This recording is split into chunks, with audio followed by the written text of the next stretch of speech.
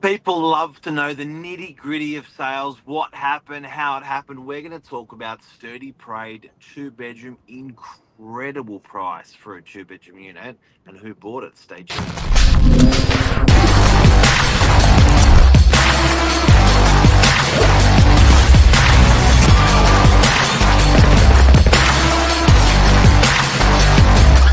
I'm the ringleader, so listen up. Oh my Good God, morning. Billy, this is an exciting one. How are ya? Yeah, I'm good.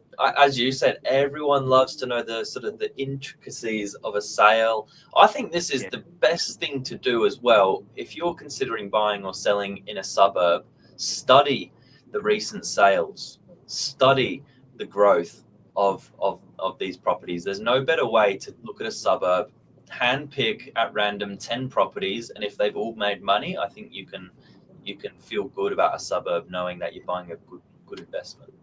And even your target market, I think if you're a seller, you're like, ooh, I wonder who bought that place. And you sort of start developing a pattern of, okay, I can see that it's downsizers that are buying stock like this, or I can see it's investors that are buying stock like that.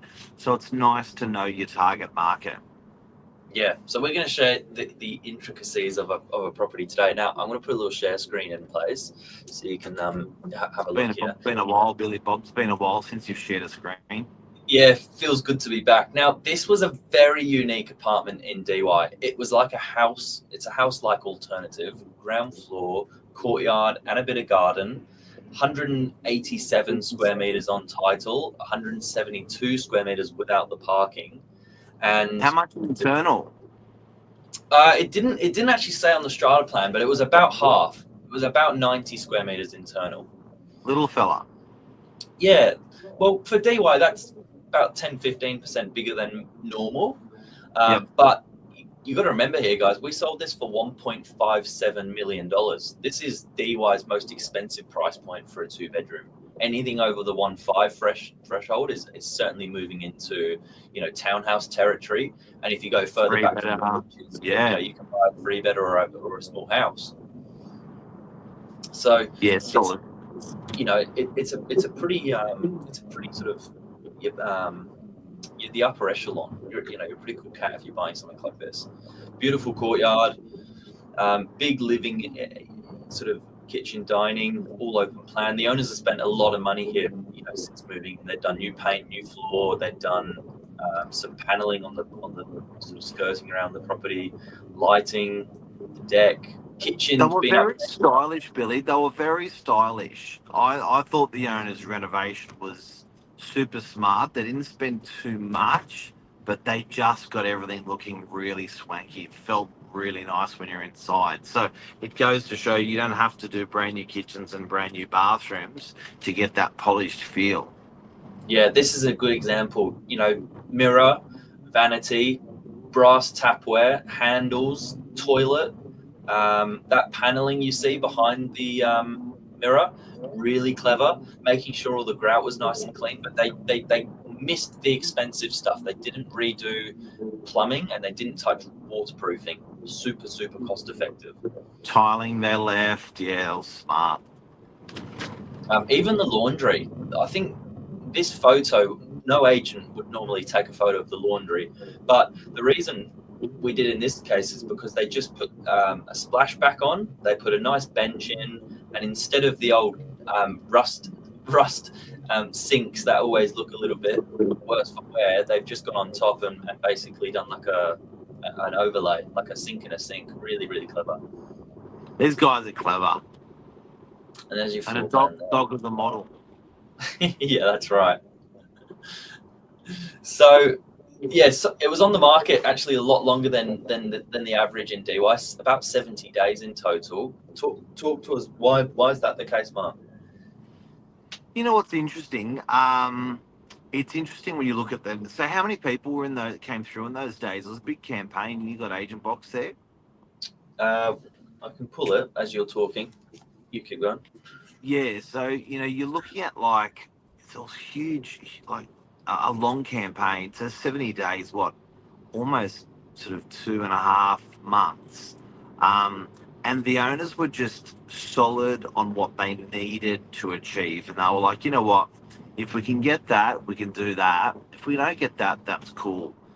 So they started off with a lot of patience with the campaign, which I thought was brilliant, and it actually won them some really good money in the end, because we did have some, a couple of near misses in the campaign. So first there was a buyer that came in just under the one, just under the between the 155 and the 16. Then they Yep. fell over, couldn't actually get it together with price. It was about 20 grand's difference. Then another buyer at a similar level. And was this the third buyer or the second buyer, Billy, at that level? Yeah, this was the third. Yeah. So, we kept proving the case that was market value around about that price, because there was these buyers there at those levels, real buyers, real offers. Why did the first two fall out? One, simply just a case of budget. And look, every buyer's got two different sets of budgets in the marketplace. Either a self-imposed budget, where they say, I just don't want to go above that level. It takes away from my lifestyle after buying the property. Or they say the bank has an imposed budget and we simply won't be lent anymore. So that was the first. I think the second cooled down a little bit, found something else. And the problem with DY is you've got 2 bedrooms starting at 750,000 and going up to 2 million. So there's a lot of choice, and people are looking at $100,000 or $200,000 in a price point and saying, I get relatively the same lifestyle. I won't get the garden, or I won't get, the beautiful north facing aspect, but I'll get something similar, and it could be a couple $100,000 difference. What's the median price you'll see for 2-bedder in DY? It's sitting at just about $1 million, give or take. And this got 50% more. Why? Yeah. Why? It's 50% bigger than everything else. It is north facing. No, it's not. Why? Internal space was 90. So that's like a typical 1-bedder internal, typical 2-bedder internal. It is, but with the extra courtyard, I mean, no one else has got that. Very, very, very, very few. The courtyard. That much for a courtyard. To put it into perspective, DY this year we've done between 450 and 500 sales. That's nearly just as much as the city CBD. And when we had a bit of a heart-to-heart with our owner about where we're going as a direction of the campaign, there had only been 16 other properties sold between 1.5 million and 2 million in the suburb for the last 9 months. So they don't come up very often. It's an exotically higher price. So I guess, tail of the sale, there's a couple of things out of this. One, if you've got a courtyard or something really rare that people love, want, they will pay for it, which is huge. Now, tell us about the buyer that bought it. What sort of person buys it and pays a premium like that for a courtyard? I just love the buyer's story. I have to say, the most beautiful family. They fought hard, which I love, because we were able to help in that journey.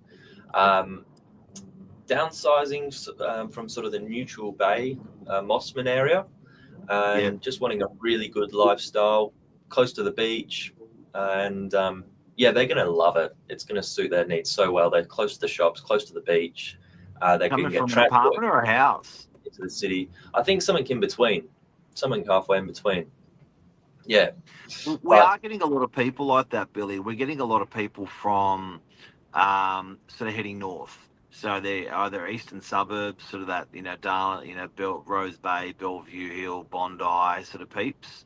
And then they're pushing up into the beaches, or the north, the sort of Mossburn, Neutral Bay, pushing up into the beaches. Equally, we're getting people leaving the beaches and going north up towards Port Macquarie or Coffs or Newcastle. Yeah. But yeah, there's definitely that wave, that sort of northern wave that's happening of people pushing through. And I'm hearing from people that they're getting more for their money. That's part of the motivation. And I'm also hearing from people that as they require less days in the office, maybe city bound, they can afford to be close to the beach. and they can afford to spend an extra 15, 20 minutes on the bus if it gives them the lifestyle the other, 5 days of the week. Stunning. So that is the tale of the sale for Sturdee Prd. How many people through the campaign? Did we get our number finger on that number? Yeah, it was so it's like 67 inquiries and about 50 through the door. Yep. So yeah, look, to put that into perspective, that's not the busiest campaign.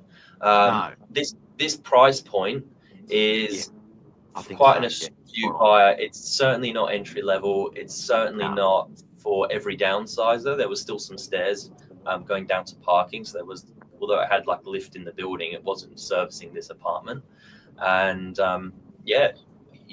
it was a great result for DY though, and I'm so excited for the buyer. Congratulations to our vendors, our purchaser, and congratulations to you, Billy Bob. Thank you, and you, Mark. Have a great day. See ya.